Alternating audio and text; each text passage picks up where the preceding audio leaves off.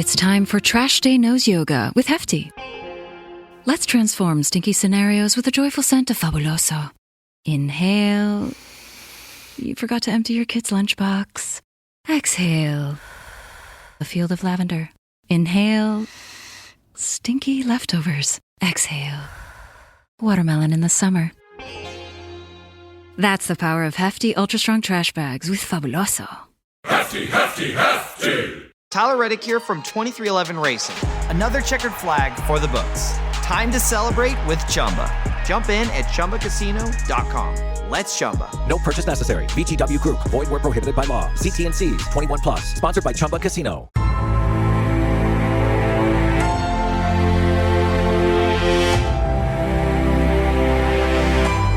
There are heroes and there are legends. Heroes come and go. Legends never die. We usually say that you cannot become a legend before death. These are living legends. If the legends fall silent, who will teach the children of our ways? Sun Coaches Podcast, Season 5, brought to you by Titan Sensor, is proud to present The Legends.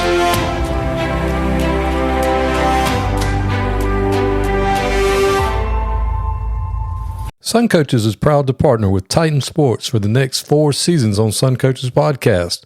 Titan GPS delivers technological superiority and improved player performance through wearable GPS made for high school football and strength and conditioning.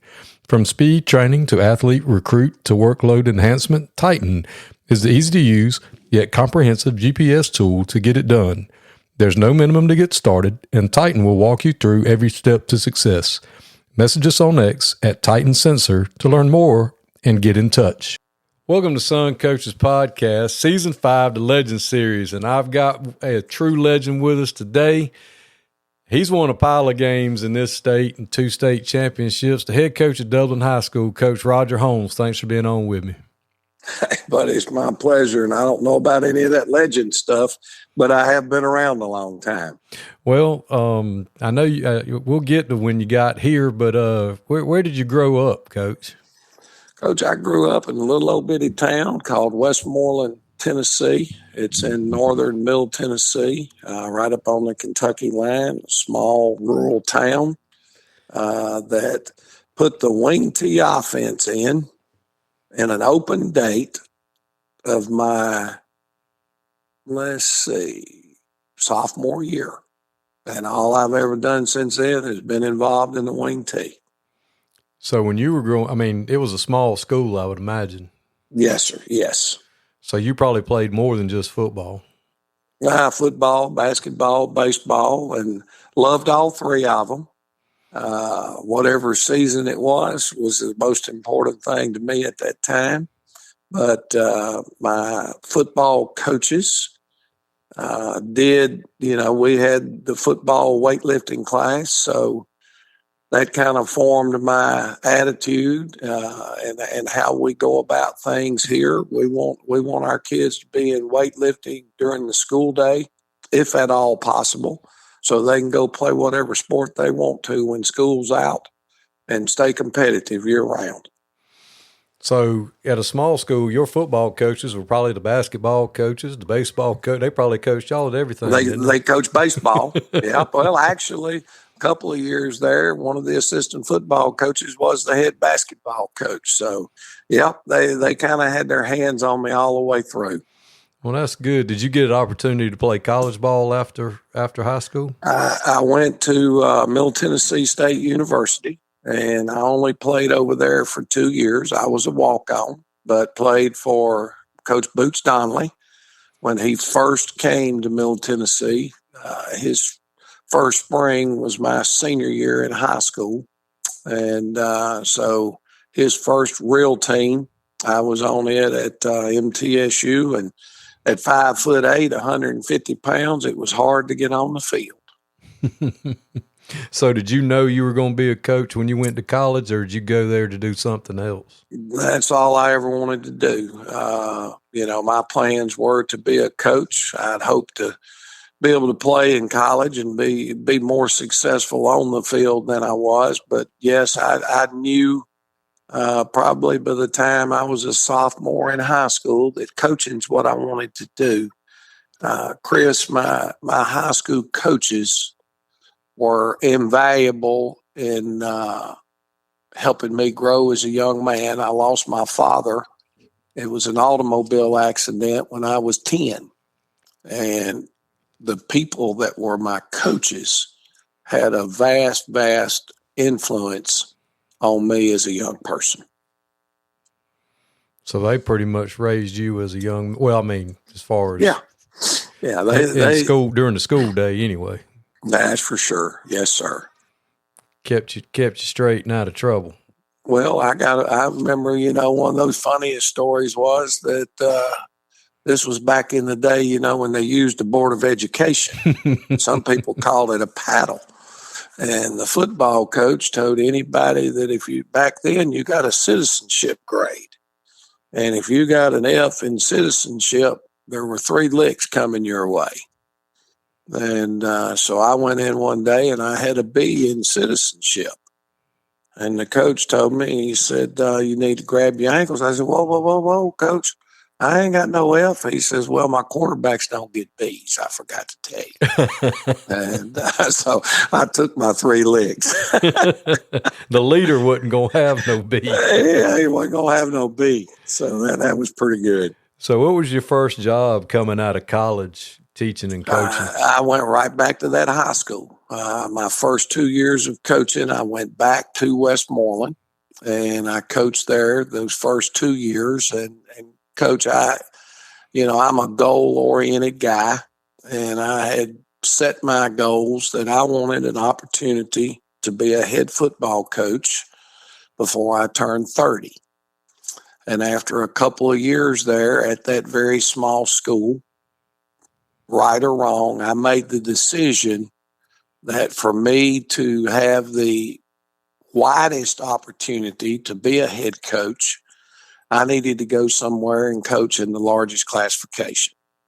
Now, some of the best coaches I know are in small schools because they have to do it all, but I'm sitting there thinking, well, when I walk into a 6A school and that principal or AD or them are talking to you, in the back of their mind, I felt like they would say, well, this guy's not ready to coach at this level because all he's ever done has been in a small school.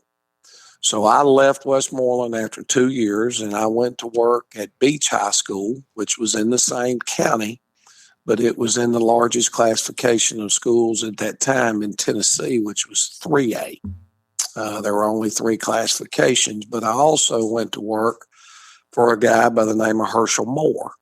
And Herschel Moore was considered the number 1 wing T guy behind Ted Kempsky in the country. And I really had a phenomenal experience working for him in 6 years.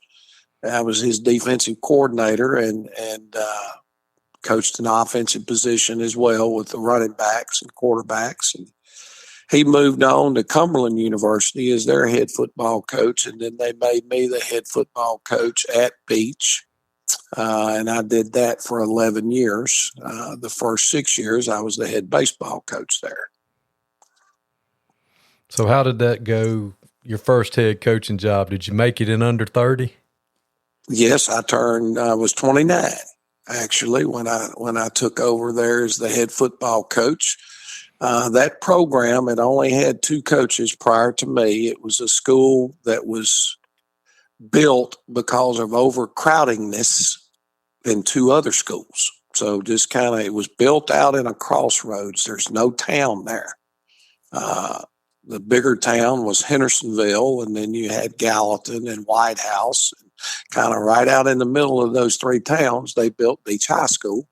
Their first coach at Beach High School was a guy by the name of Bob Cummings. Coach Cummings was on the staff, that well-known staff that Bear Bryant had when he was coaching at Kentucky. And then Coach Cummings went and coached for the New Orleans Saints. And he ended up leaving Beach, and Herschel Moore took the head coaching job. And Coach Moore is is in the Hall of Fame in the state of Tennessee as a high school coach, and then I became their third coach. And when we took the job, even with that quality of coaches, because building a program from scratch is hard. I mean, it just is no tradition, no town, those type things. But that school at that time had a losing record for the history of their school. And when we left there, they had gotten over into the positive side when I left and came to Dublin. So how many did y'all win big there, or did you just get them? Well, we were 70. My time there, I think, was 74 wins, 59 losses, but we won the first and second region championships in the largest classification during that time. Made it to the state semifinals there one year.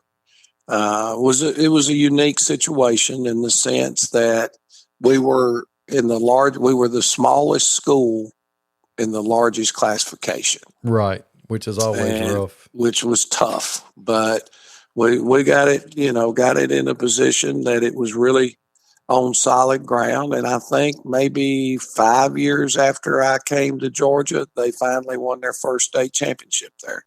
Done a great job. The school now is a consistent winner in football, and they just have done a great job of continuing to build that program.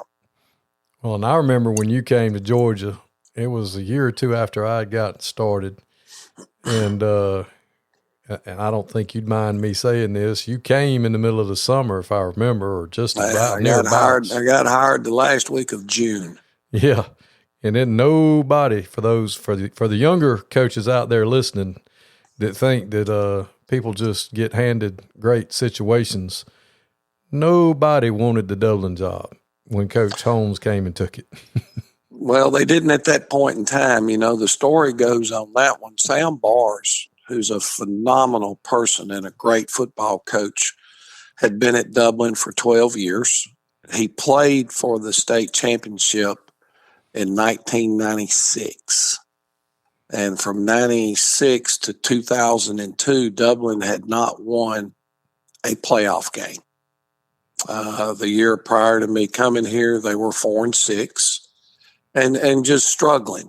The program had kind of lost its edge a little bit, and things weren't going real well. And they actually, when they let Coach Bars go, they hired a guy named Kevin Sullivan out of Jacksonville, Florida. And I didn't even know about Dublin at that time, and the job was open, and I hadn't applied for it. And Coach Sullivan came in. They went to spring practice, and people that were still here at that time, and one's now my superintendent, Dr. Fred Williams, was on that staff, and he said the third day of spring practice, they had 11 kids total show up.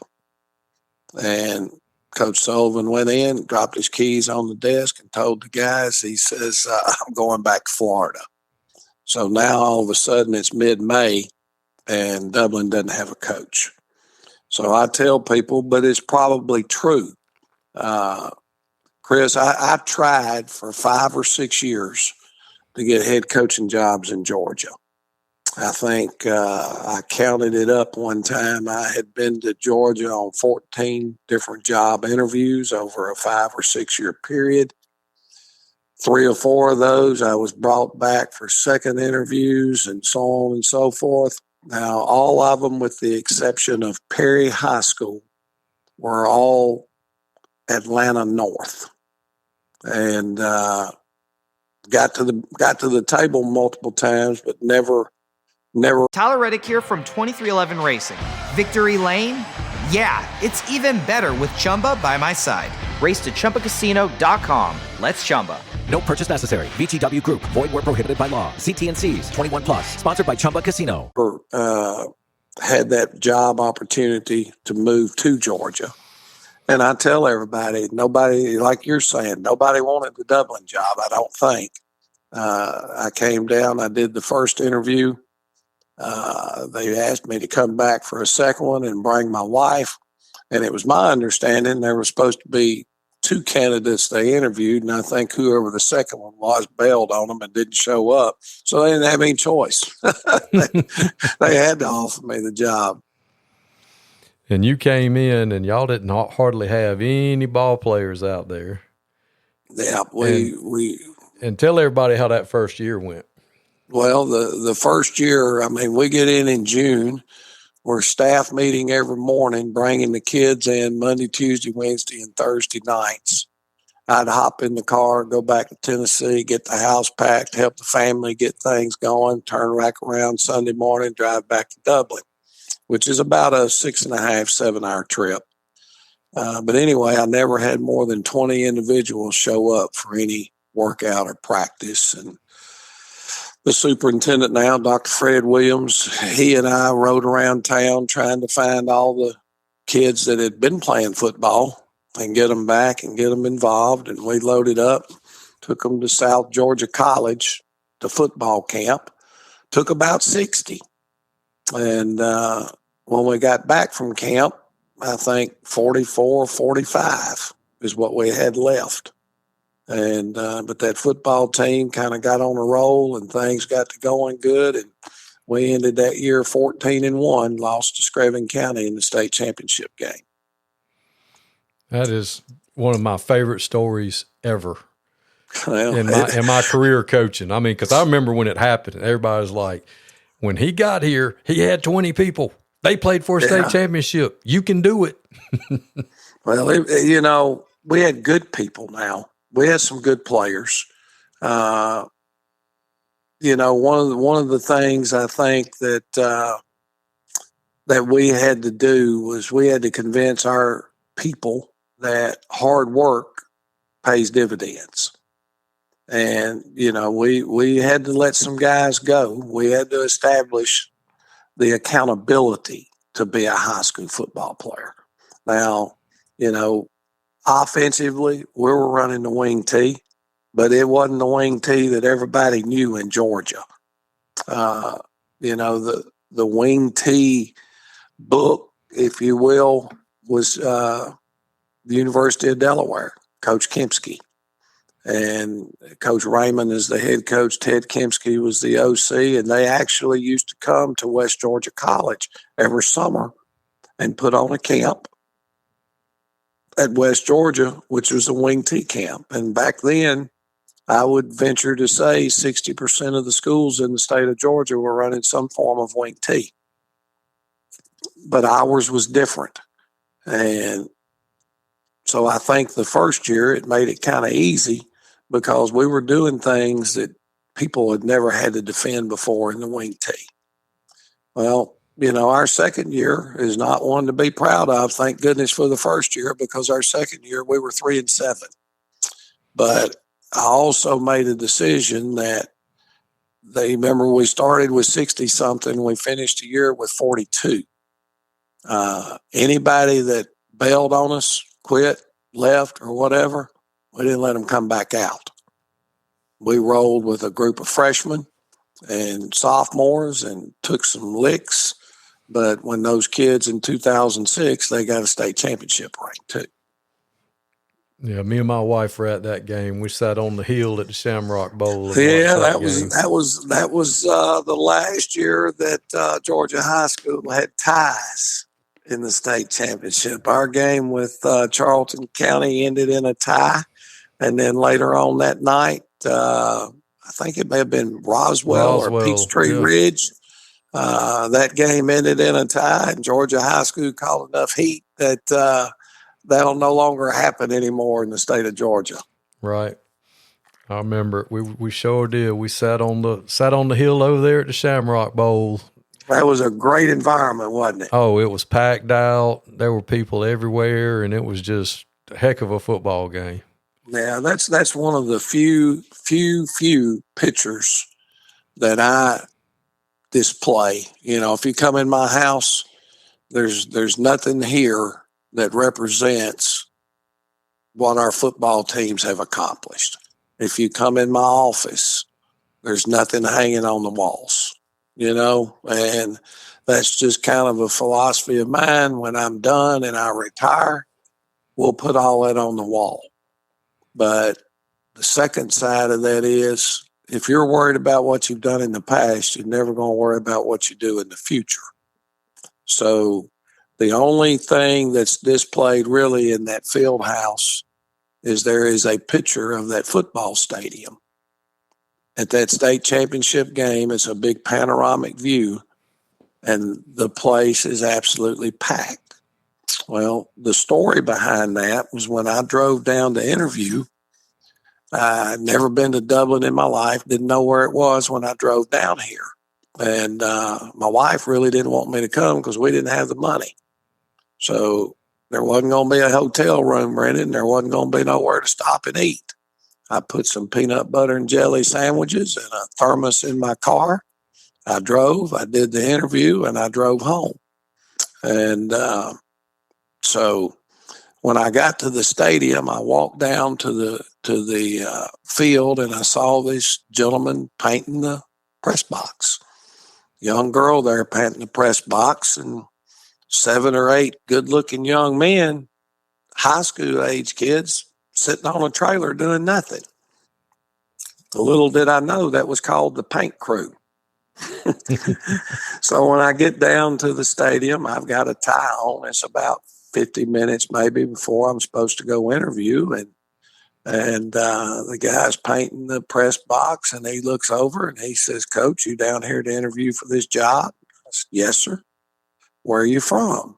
I said, "Well, I'm from Tennessee." "Oh, y'all play any football up there?" I said, "Maybe a little bit." "Well, you ever win any games?" I said, "Maybe more than our share." "Well, what kind of offense you run?" I said, "Well, we run the wing T." And he told me, he said, "Well, you might as well get back in your car and head back north because the last guy ran the wing T down here is running buses now." So and I talked to the players a little bit. I said, "Y'all fill this place up?" They said, "Oh, no, Coach, you can't fill the Shamrock Bowl up." That's why I have that picture on the wall. Well, it was filled that day. Because you can fill the Shamrock Bowl up if you have a good enough football team. The people are going to come watch them, and that's why I have that picture. Is because I was told that could not happen.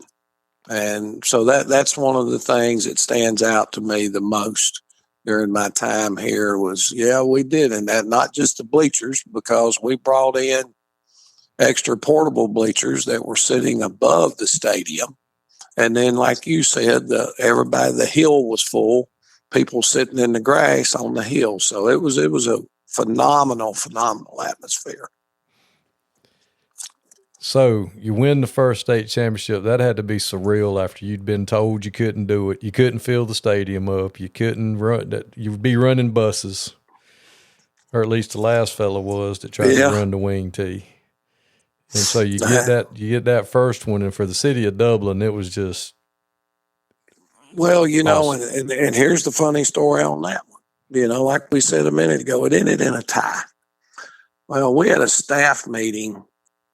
I met with all my coaches on Wednesday afternoon after practice, and we're just going over normal scenario things that you need to talk about.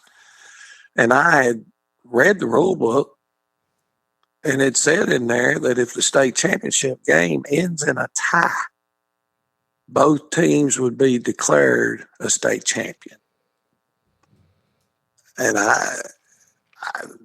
my staff didn't know it. I didn't know it. And they'd been coaching in this state for a long time. So I said, all right, guys, here's the scenario. We're down by 1. There's 13 seconds to go on the clock, and we score, and we're down 1.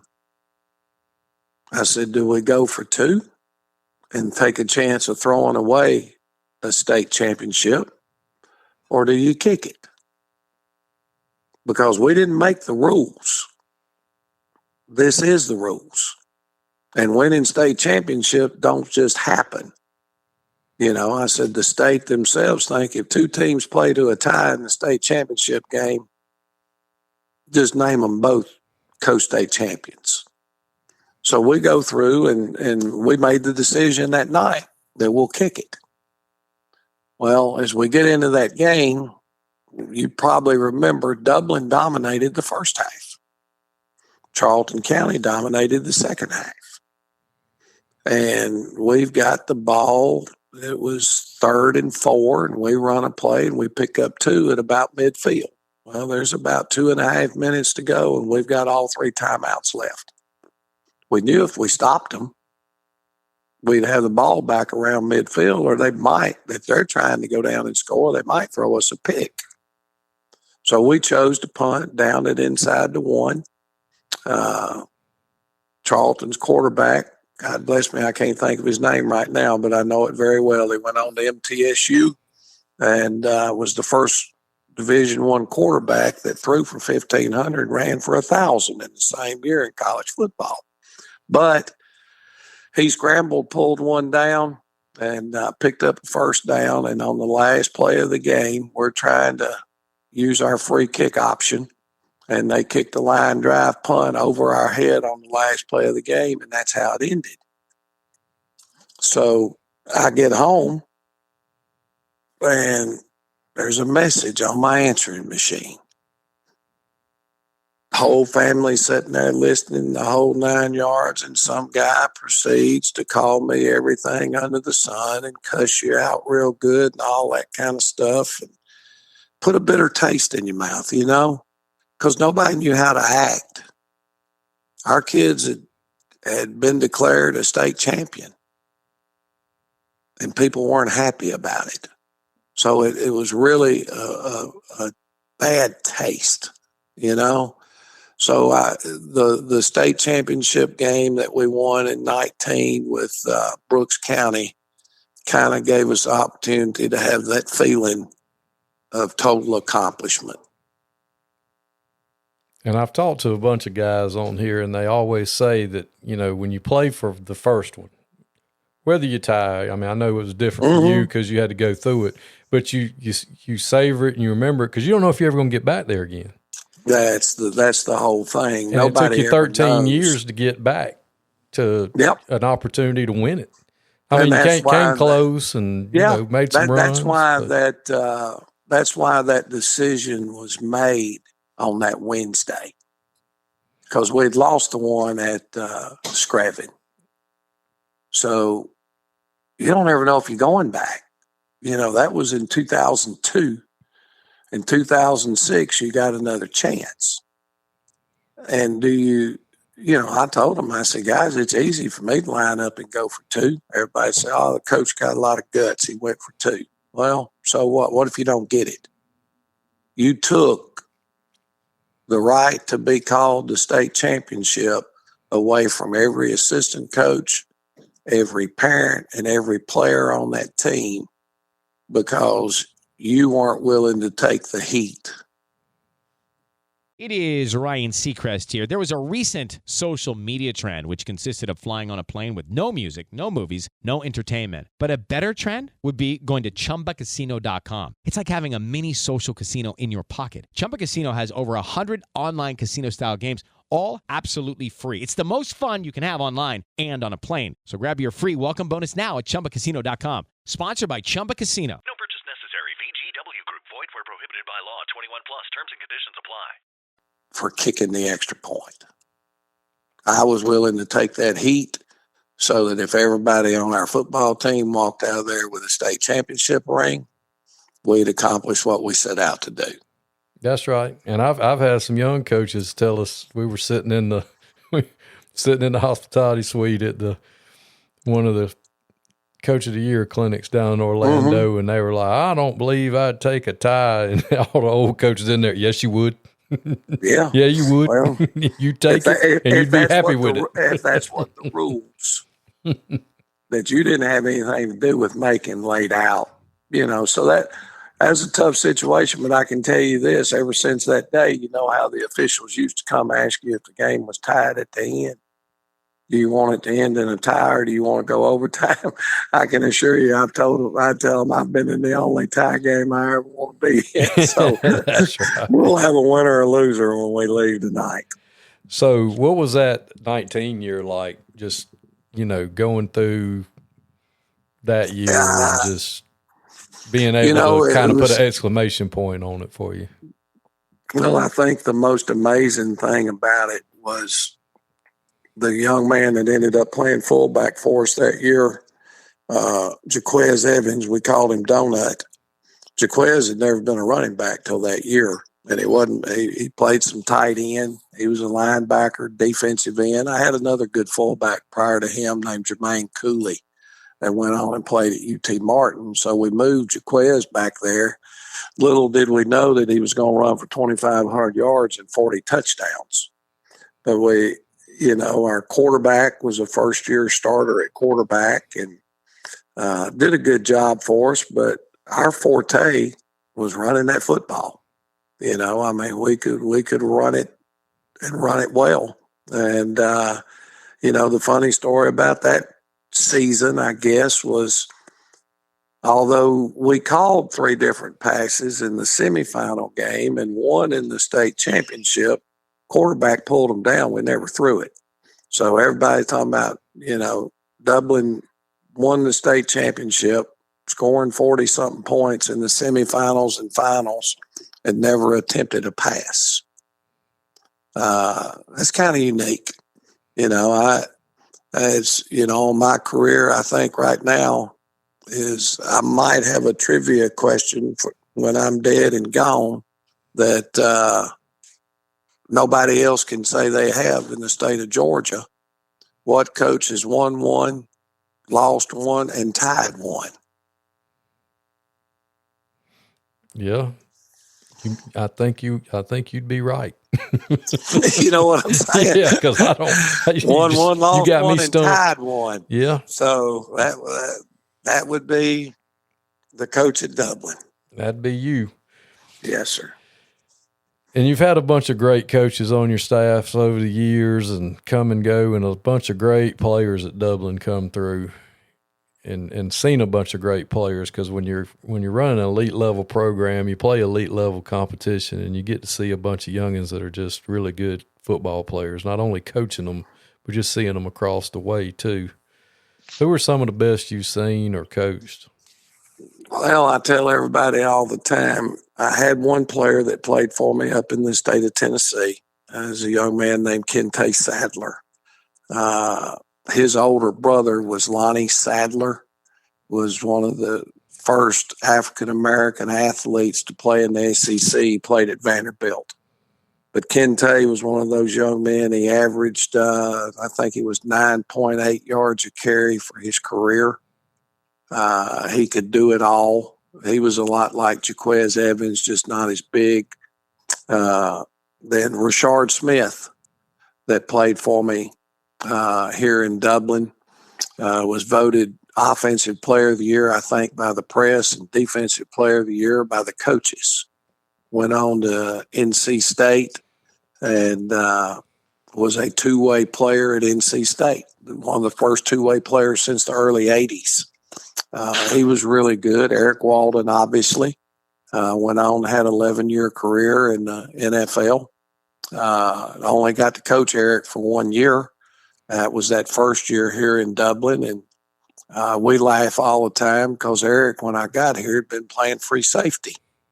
And I told him that we were moving him to 5 technique, and he proceeded to tell me that he wasn't playing 5 technique, that he would quit. And I told him to go ahead and turn in his equipment. And so we laugh about it now. I asked him if he would have made all those millions of dollars playing free safety in the NFL because he was an outside linebacker and an edge guy. But, Eric was obviously really good. And then Jaquez Evans was special. Romello Height had a good career. He's still doing good things in college. Steve Linton is at the NFL Combine last week. I guess, we tell people at the clinics, but it's kind of the way our defense is designed. I've been in Dublin for 23 years now, and every single football player for us that's lined up and played our 5 technique in our defense has signed and gone on to play somewhere at the next level. So been a lot of great 5 techniques come through here. I remember in 2006, I was at Lithia Springs, and we went to West Georgia for a 7-on-7, and y'all came rolling up in there, and somebody made the comment. They're like, what in the world is Coach Holmes doing up here at a 7-on-7? They don't throw but 3 passes, and y'all won the doggone thing. Yeah. Because your defense was so good that nobody could score on them. and you know, the thing of it is the wing tee itself, Chris, gets a rap. Okay. We can do anything that anybody else can do. But what we try to do is we're going to adapt our system to what our quarterback can do. And, you know, when you start talking about back then, I had a quarterback named Ben Cochran who signed and went and played and did well at the Air Force Academy. He could throw the football. He could run the option. He could do it all. And that's where we hang our hat is I don't personally believe that you can line up and just run the true basic wing tee and win championships anymore. You know, that day when you and I probably broke in, everybody said defense wins championships. Well, you can't win a championship without being good on defense. But if you go look at every team that wins a state championship, just pull their season record out. And there's going to be a game where if they didn't score 30 points, they got beat. It might have been a regular season game or it might have been in the playoffs. And if it was a regular season game, then that changes your bracket and when you're on the road and all that. So you can't win a championship without being good on defense. But you've got to be able to score points now because there's going to be a night, even though you're good on defense, them suckers are going to get your number and they're going to put points on the board. Well, and that leads me into something else that you've been doing over the years, and that's being a servant leader in the coaching world. And talk a little bit about your clinic that you put on every year. I know it's not an exclusively a wing tee clinic anymore. It's evolved over the years, but you've got one of the most successful and most, you know, regionally well-known clinics that you put on every year. Well, it started, you know, like you were talking about when we talked about earlier, when I first came to Georgia, the Dublin wing tee, which I stole from my mentor, Herschel Moore, and he always gets credit for that now. But I would end up during the off season with 4 or 5 different schools saying, Coach, can we come down this weekend? I'd like to bring my coaches, this, that, and the third, and talk to y'all about what you're doing. The next thing I know, I've never got a weekend off, you know? So I said, why don't we start us a wing tee clinic? And I brought Coach Moore down. He was getting toward the end of his run. And we had Robbie Pruitt, Sid Fritz, Steve Pardue. We did a 1-room wing tee clinic, and there were about 80 people that showed up. It went pretty good, you know. It really was not about trying to make money. It was just about having a clinic. So we did it the next year, and that place, again, would only hold 100 people. And it was the only hotel that had a meeting space in Dublin. So we did it the second year, and I had to close the registration. We had more people trying to come than we could host. At that time, I said, well, this is growing a little bit. People seem to like it. So we moved it out to the Oconee Fall Line Technical College. And we started doing 3 different speaking rooms. It was all offense. We had a traditional wing tee room. That was kind of when Auburn and Clemson and them started running wing tee stuff in college out of the gun. So we had a gun hybrid wing tee room, and we had a spread room. So there were 3 different offensive rooms. Take your flavor and run with it. And that got to be decent. And so then coaches that had been attending quite regularly come in and they said, hey, why don't you start a defensive room? You know, we'll bring our whole staff. We'd just soon be at this clinic as we had go to Atlanta to the Glacier because it fits what we need, and we'll bring our whole staff if you can start a defensive room. So that's what we did, and now it's a 4-room clinic. It starts like at 11 on Friday, and we finish it up at 2 o'clock on Saturday. And the year before COVID was its peak. I think we had like 430 coaches there. We've had coaches from 38 different states that have come to Dublin, Georgia for this clinic. And now we've gone on and we've started making it available for people that can't get to Dublin. They could watch it on Facebook live stream. And so it's grown into an annual event. I think we've been doing it now for 17 years, and we enjoy doing it. We get to talk football. We get to visit with people. I'm fortunate enough I get to go around for about the last 20 years, and I'll go speak for the Glacier clinics in different parts of the country. And I just enjoy talking ball and meeting new people and give them the things, it's not what we're doing is the right way, but we'll tell you how we do it. And maybe if there's one thing that helps you, hey, more power to you, because this game of football is different. You know that. Coaches don't mind sharing information. And, or I don't, if you got better players than me and you coached them up well, they probably going to kick our hind end. If we got the better players and we've got them coached up well, we ought to be able to win. So, that's how I look at it.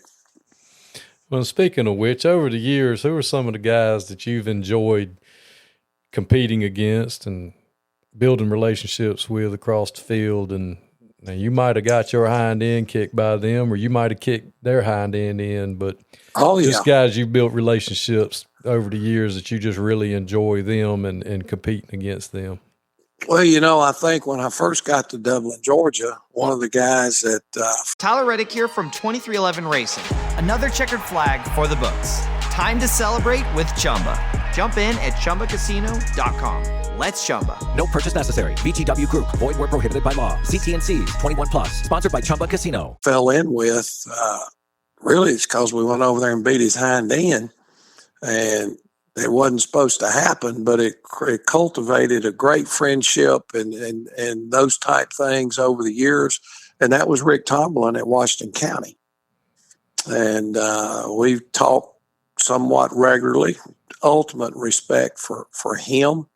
I think a guy that because nobody would play us and he couldn't get anybody to play him, we had a home and away series with Travis Nolan when he was at Stevens County. And we got to be really close friends that talk a lot of ball and those type things. Shucks, I've always enjoyed the opportunity to line up and compete with Maurice Freeman. Gosh, you knew you were in a war when you had to coach against Maurice. And, another guy that I had a lot of respect for, and that's put it, I ain't ever beat him or never did beat him, but was Jess Simpson when he was at Buford. The program that he had, the success that they had, you had to admire what they were able to get done with their program there in Buford. And, if there's any young coaches out there listening, my best advice to them is have you a close-knit network of people that when you have questions or concerns, it might be about how to deal with a parent situation or whatever. There's those individuals that you got to know and you got to trust and pick up the phone and call them. And you don't have to do what they tell you, but you need to listen because they've been there before and hopefully they might give you a different perspective to look at. And I think that's real important. Another guy that really was a tremendous friend and a guy that we absolutely love to compete with. I've got a lot of his guys on my staff now, and that was Joel Ingram at Washington County. Whenever we weren't in the regions together, we either scrimmaged or we worked together 3 or 4 times during the summer, trying to make each other better. So, Joel's with me now, thank goodness for us. And he brought Brad Wallace with him and Ronald Bonner. And Seth Watts, who was on that staff, is now running my middle school program. So I think that in itself tells you the type of respect that we had for those guys when they were at Washington County.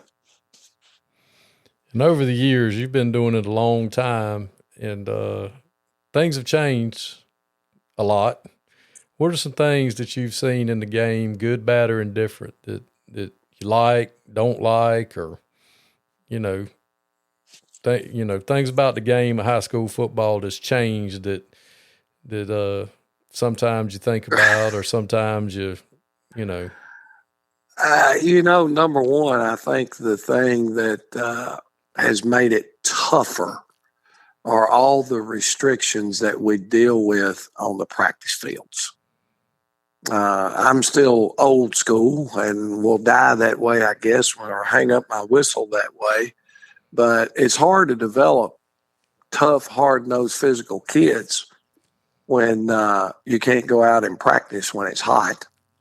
You can't do 2-a-days and back-to-back days, because the mental part of it that you gain from that has a lot of value, and you can't push to that point anymore based on how our rules are. It's hard to be a real physical football team when you can't have contact.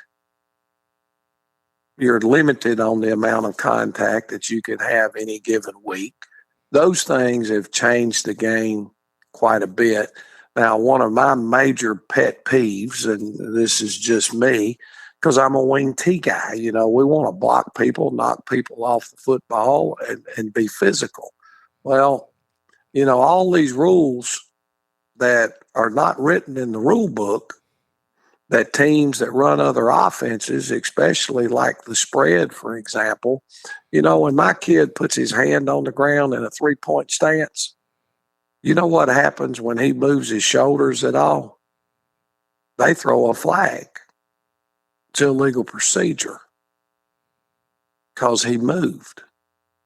A spread team can line down, put their hand on the ground in a 3-point stance, drop all the way down, put their knee on the ground, look around to the sideline or the coach, change the play, and that's not a penalty. Yeah. You know what I'm saying? Yeah, you're exactly right. But the rules have been changed without ever being written changed. To me, it's in black and white what the rule book is, but then it comes down to interpretations, or how do we want to, we're not going to call it because they run this type of offense. Right. So those things are a little bit hard for me to grasp.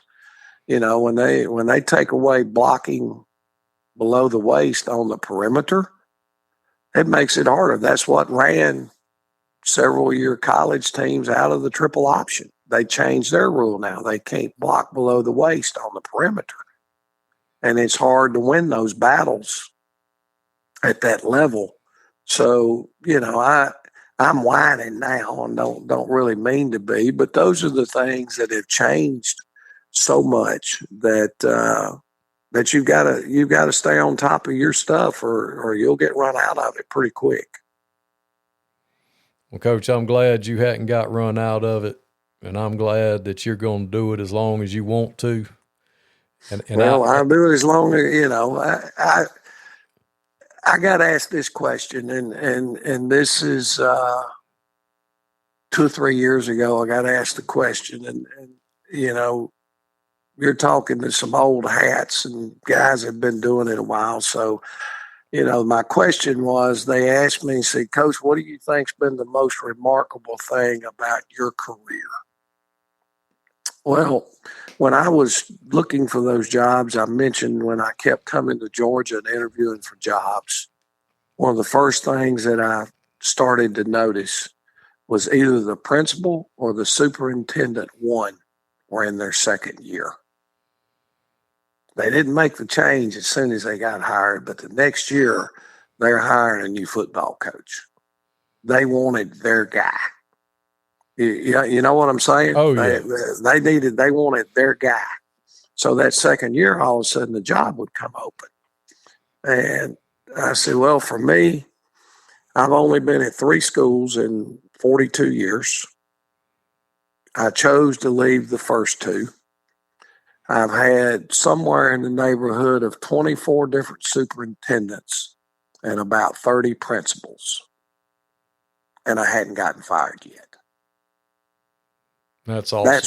That's probably the most remarkable thing that's happened to me in my career is I haven't had to experience that yet, and I hope to goodness I don't ever have to experience it. There's an old saying in the coaching world: there ain't but 2 kinds of coaches: those that's been fired and those that's going to get fired. And but for the young people out there that want to be head coaches someday, I think there's a reason that is that way. And I look at it in this sense. I'm not the boss of that school system. I answer to a principal and I answer to a superintendent. And when that boss comes in, if they want something done a certain way, I've got 2 choices. I either do it the way they want it done or I move on. That's right. But isn't that the same way that we want our football players to do when we're having to choose who's the starting linebacker and who's the backup linebacker? That coaches get mad when players don't respond a certain way. So understanding your role and the job that you have to do, and if you can build the trust in that administration that you're working for, they're not going to question the things that you're trying to get done, and they're going to hear you when you come to them with things that you need or things, an assistant coach that you think would add value to your staff. And those type things, I think, are all important in being able to maintain the relationships that you need in a particular situation to have success. So building those relationships with administration, since you've had so many different ones over the years, would you say that's the key? I think so. And at the end of the day, be brutally honest and treat your kids all fair. If you do that, there's not much else that people, if they don't like the offense you run or the defense you run or whatever, and they want to make a change, so be it. But, just be straight up with people, and when something needs to get done, they'll hear you out, and they can agree or disagree with you, and then that you're in the position now to decide how you want to handle it. Either move on or get it done the way your boss wants it done. Well, Coach, I sure hope you don't move on anytime soon. My road's getting short now. I can tell you that. Yeah, but as long as you want to do it, you ought to be able to do it there. What you've built at Dublin is nothing short of remarkable, coming in with just 20 kids when you first got there to winning 2 state championships and heading directly toward the Georgia High School Hall of Fame, in my opinion. I'm so thankful that you decided to come on and share your story with us tonight. Well, hopefully somebody got something out of it. Chris, I appreciate you. For years, I don't know if you were doing it back in the day, but whoever used to keep all those jobs posted on the vent, about every one of them that I ever applied for, I saw it on the vent. And I'd start doing some research and decide whether that was something. And, one of my best friends in the state of Georgia that's in the coaching business right now is Rob Ridings.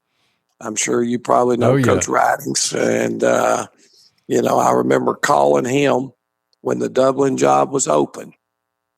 And I said, Rob, tell me, Rob and I played together at Middle Tennessee, and said, what about this job in Dublin? And he said, well, Coach, at one time it was a really, really good job.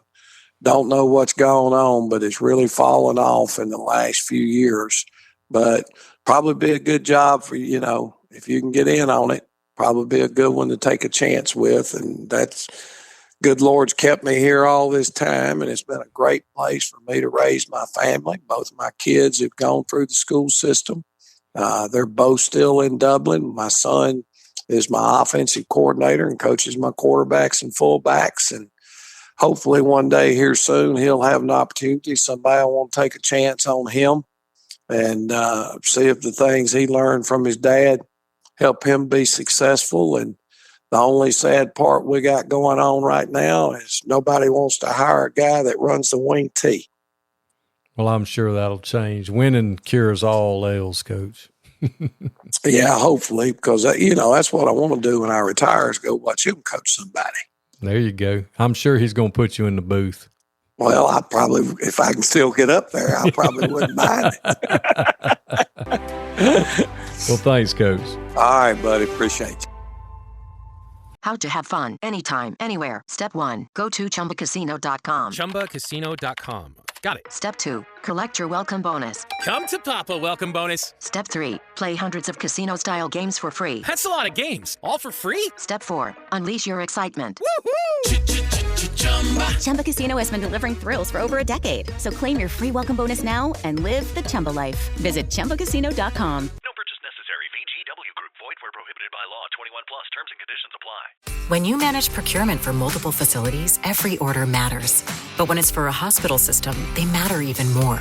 Grainger gets it and knows there's no time for managing multiple suppliers and no room for shipping delays. That's why Grainger offers millions of products in fast, dependable delivery, so you can keep your facility stocked, safe, and running smoothly. Call 1-800-GRAINGER, click Grainger.com, or just stop by. Grainger, for the ones who get it done.